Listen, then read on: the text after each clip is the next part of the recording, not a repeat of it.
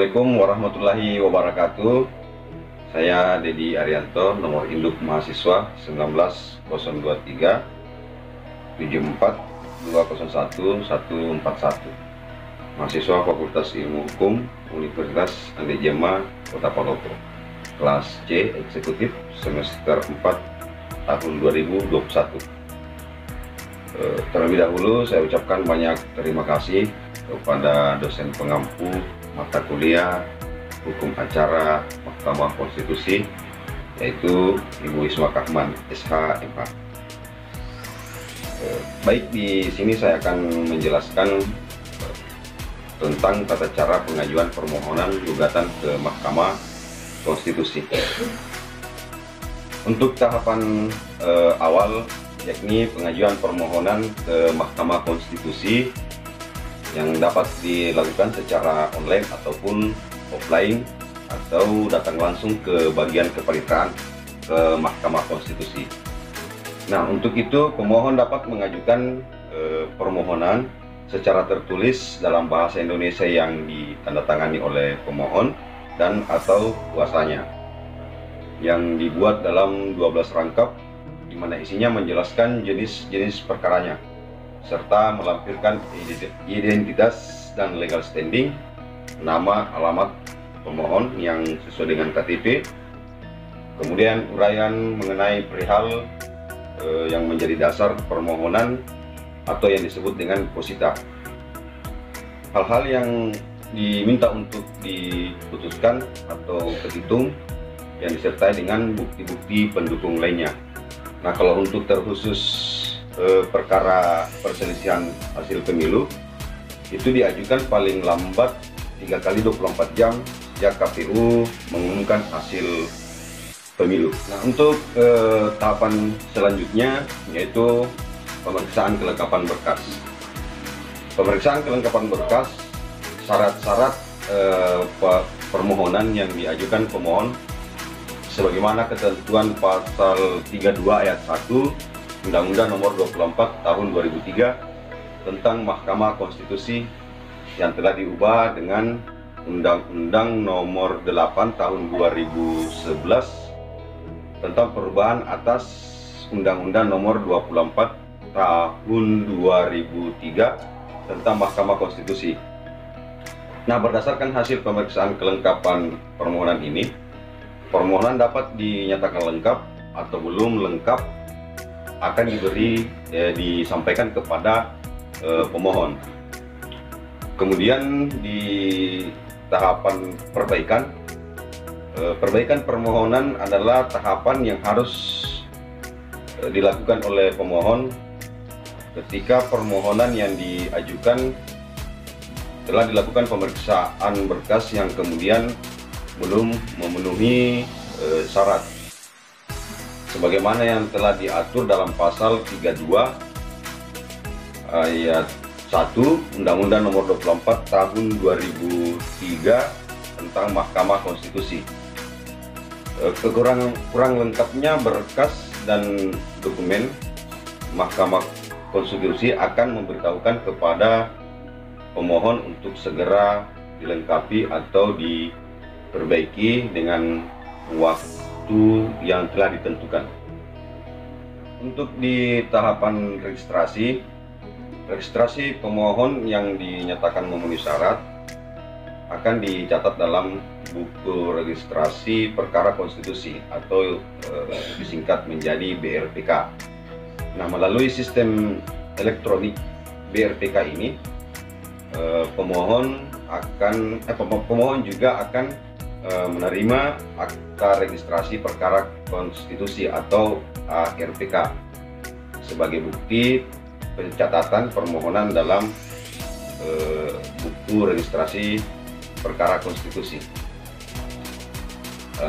Kemudian penyampaian salinan permohonan. Nah, di tahapan ini penyampaian salinan permohonan dan pemberitahuan sidang pertama yang telah terregistrasi akan dimuat atau diumumkan secara baik melalui media massa atau di laman website Mahkamah Konstitusi itu sendiri dan juga salinannya akan diberikan kepada pihak pemohon. Kemudian yang selanjutnya Mahkamah Konstitusi akan menetapkan dan memberitahukan jadwal kapan persidangan pertama akan dimulai kepada pihak pemohon dengan agenda pemeriksaan pendahuluan. Nah, setelah masuk ke sidang pemeriksaan pendahuluan, pemeriksaan pendahuluan dilakukan oleh panel hakim yang terdiri dari sekurang-kurangnya 3 orang hakim. Kemudian pasca sidang pemeriksaan pendahuluan dilakukan, pemohon diberikan kesempatan untuk melakukan perbaikan permohonan dalam jangka waktu yang telah ditentukan. Kemudian di pemeriksaan persidangan perkara ini merupakan tahapan persidangan yang dilakukan oleh panel hakim maupun pleno hakim untuk memeriksa pokok-pokok perkara. Adapun agenda-agenda sidang pemeriksaan perkara itu sendiri terdiri dari beberapa poin. Yang pertama, pemeriksaan pokok permohonan. Kemudian yang kedua, pemeriksaan alat bukti tertulis. Kemudian mendengarkan keterangan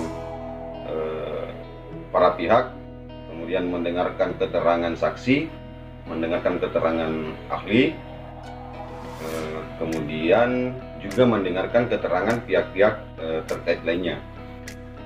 Nah, pemeriksaan rangkaian data, keterangan, perbuatan, dan atau peristiwa yang sesuai dengan alat bukti lain yang dapat dijadikan petunjuk dan pemeriksaan alat bukti elektronik.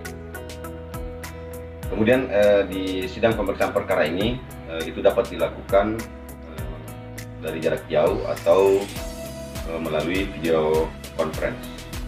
Nah, setelah melalui persidangan perkara, kemudian masuk kepada tahapan rapat permusyawaratan para hakim atau RPH. Nah, di rapat permusyawaratan hakim ini RPH adalah merupakan rapat pleno untuk membahas surat-surat terkait perkara yang menjadi pokok pembahasan, untuk kemudian mengambil keputusan dan finalisasi putusan. Nah, RPH ini sendiri dilakukan secara tertutup yang kemudian dihadiri paling kurang 7 hakim yang dipimpin oleh hakim ketua, kemudian wakil ketua Mahkamah Konstitusi ataupun hakim yang ditunjuk. Setelah RPH ini selesai, kemudian masuk ke tahapan sidang pengucapan putusan. Nah, sidang pengucapan putusan ini merupakan tahapan akhir dalam proses persidangan di Mahkamah Konstitusi itu sendiri. Sidang pengucapan putusan dilaksanakan dalam sidang pleno terbuka untuk umum yang dihadiri paling sedikit 7 hakim dan kemudian juga dihadiri oleh para pihak. Nah, setelah itu putusan Mahkamah Konstitusi mempunyai kekuatan hukum yang mengikat. Sejak putusan itu dibacakan dalam sidang pleno terbuka tersebut. Nah, putusan yang telah dibacakan dalam sidang pleno itu diumumkan melalui media massa atau diunggah di situs resmi Mahkamah Konstitusi agar dapat diakses oleh masyarakat luas untuk diketahui. Nah, setelah putusan dibacakan dalam sidang pleno terbuka ini, maka Mahkamah Konstitusi berkewajiban menyerahkan salinan putusan kepada para pihak dalam jangka waktu yang telah ditentukan sejak putusan tersebut dibacakan. Nah, itulah tadi yang bisa saya sampaikan di materi tahapan pengajuan permohonan ke Mahkamah Konstitusi. Saya pahami bahwa ini masih jauh dari kata baik, namun ada niat untuk mengetahui tahapan-tahapan proses pengajuan permohonan gugatan ke Mahkamah Konstitusi. Assalamualaikum warahmatullahi wabarakatuh.